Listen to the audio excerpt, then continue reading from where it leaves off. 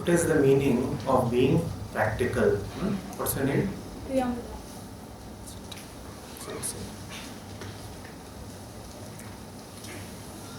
What is the meaning of being practical? Right?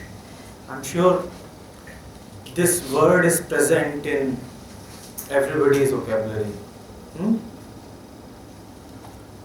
We have been told that one must be practical. We often talk of the knowledge part, which we call as theory, and the applied part, which we call as practice. Right? What is this thing called practicing? What is it to be practical? Let's go into this.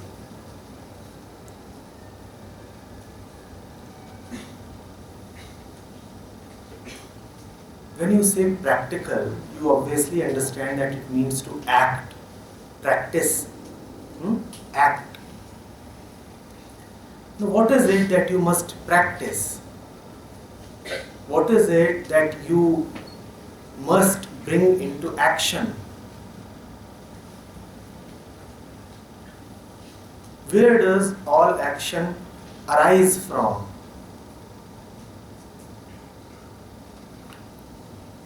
Action arises from two very distinct sources. Let's understand them.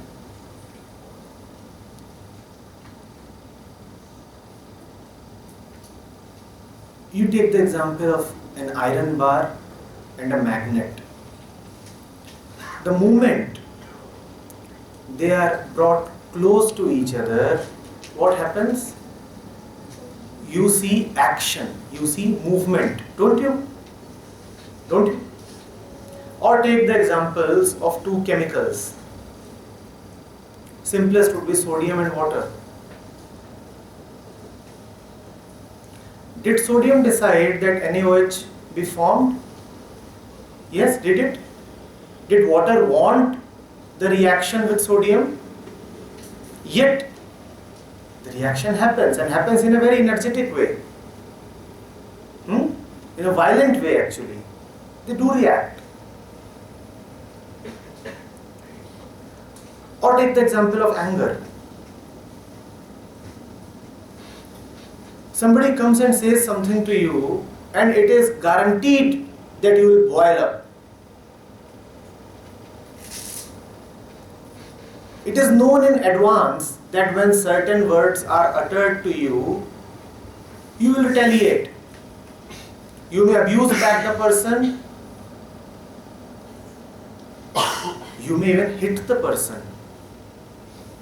Action happens. And later on, you repent. You think, why did that happen? How did that happen? The event didn't even take my permission. Forget about permission. I didn't know that it was happening. In court cases, people often say in their defense, this action happened despite myself. I didn't know. It just happened. In a fit of rage, I just pulled the trigger. Somebody got killed. Just like the iron and magnet. Just like sodium and water. Action is happening, but there is no understanding of action. There is nobody to know from where it is coming. Sodium is programmed to react. The iron molecules in their particular alignment are programmed to be attracted by magnet. And the human mind too is programmed to get angry. Where does this programming come from? This programming comes from two sources. The body is programmed. You understand that? You put your hand over a candle, and what happens to the hand? The moment it comes in contact with the flame, It recoils, right? It doesn't even take your permission to recoil. You don't even have to think. It just happens. The body is programmed. The various functions of the body are programmed functions. You know that, right? You have had your breakfast in the morning, and the breakfast is being gradually digested in your stomachs. And for that digestion, your permission is not needed. You need not know which enzymes are being secreted and what kinds of biological chemical reactions are taking place. They are just happening. The body is programmed. Right? And then there is social programming. The programming that happens after birth. You are a girl, you must behave in these ways. You are a boy, you must behave in these ways. You are a Hindu, you must respect the sound of the temple bell. You are a Muslim, you must respond to the sound of the azan. This is social programming. This is what other individuals and systems and ideologies have stuffed into your mind. Still it is programming, just like a computer is programmed. Now the computer might be a wonderful computer, a supercomputer, but will it ever understand what it is doing? Will it ever understand what it is doing? It would always be dependent on its programming. It can never go beyond its programming. Even the best supercomputer that man will ever make can never go beyond its programming. It is dead. It can never really come to life. To come to life means not to be programmed. Means I am not dependent on my past. I am not dependent on my training. I am not dependent on all the experiences I have had. My action emanates from spontaneous understanding of the situation. I am present in deep attention. In my presence, I know what to do. This is the second source of action. No programming, yet action is happening. Not out of memory, but out of consciousness. Not out of programming, but out of understanding. Not out of repetition, but from a fresh source.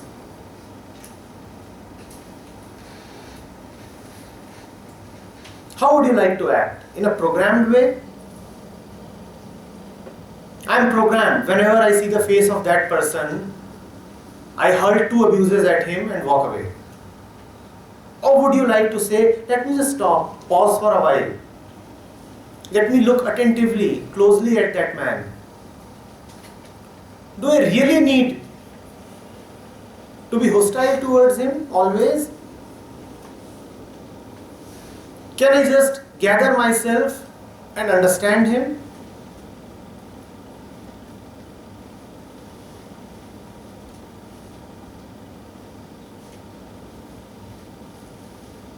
Getting it? This is what real practicality means. That what you practice springs forth from your understanding, not from your past, not from your training, not from your conditioning. And then action is fresh. And then action has endless possibilities. Then you are not confined to move in a particular narrow direction. Then the world opens up for you. Then you can do this and you can do that as well. That is what it means to be really practical.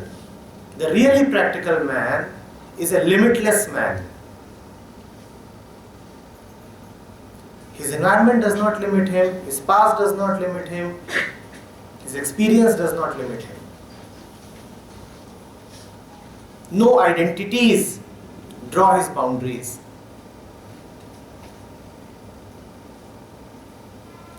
He practices what he understands. He will not do something just because everybody in the family has been doing it. He will not do something just because it is a religious tradition to do it. He will not do something just because the entire world seems to be doing it. But look at ourselves, look at our actions, what we call as the most important actions of our life. Do we really understand them? Are we practical? No, we are not practical at all. We are very, very theoretical and bookish. Let's look at some of the important actions in life, what you call as important, right? For you, education has been very important. Have you really tried to understand why education must have such a shape and content? Have you ever really asked why you are being educated this way? You have been coming to your schools and colleges and universities, but have you tried to understand why you are coming to them, why you are practicing what you are?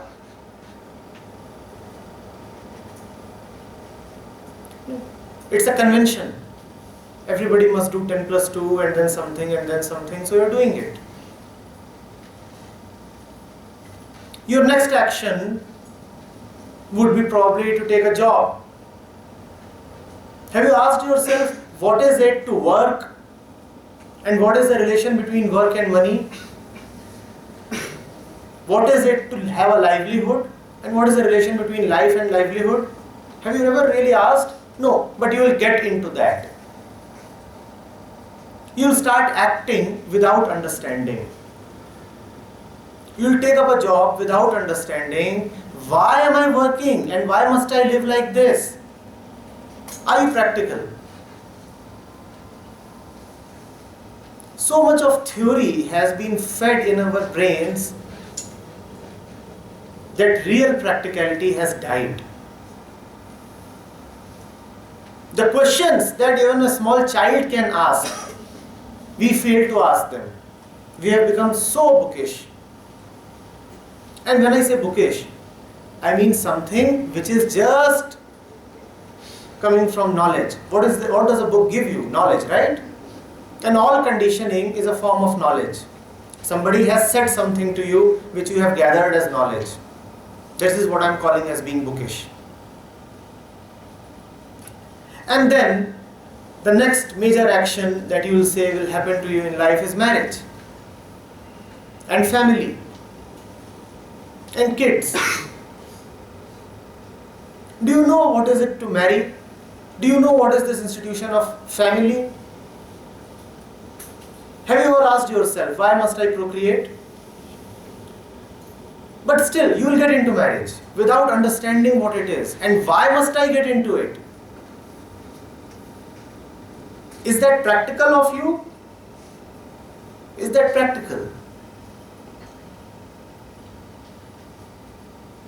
Iron and magnet, man and woman. Male hormones, female hormones, chemical reaction. Is that practical of you? Do you understand what is happening? Without understanding, you will keep acting. You will keep acting and life will keep slipping away from your hands.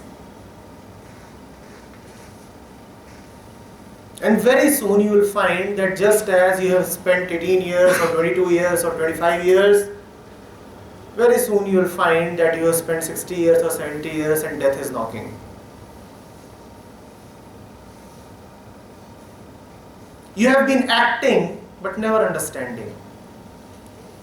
You have been breathing but never living.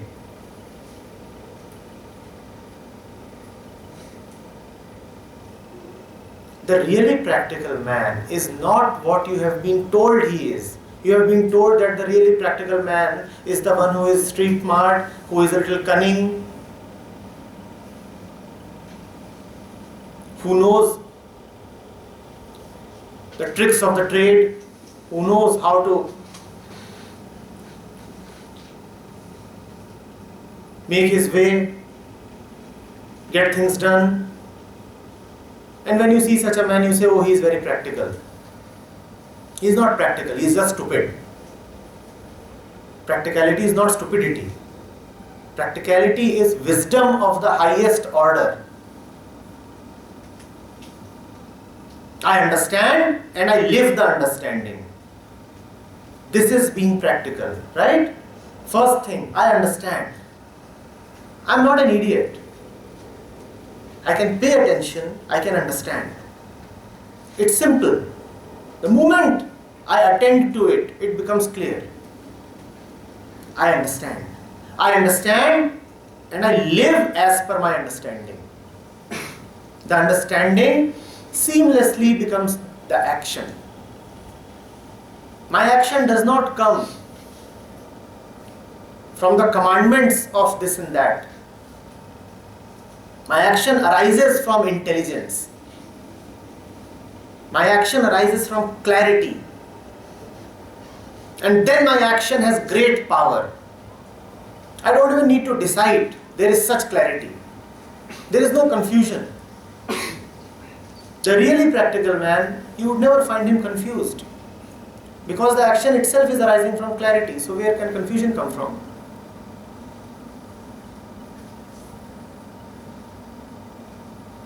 Yes? Next time you hear the word practical, do not think that we are referring to cunningness. Don't think that we are talking about your everyday smartness. This everyday smartness is a cheap thing. Don't think that practicality is about bribing people and knowing how to get your way around the situation.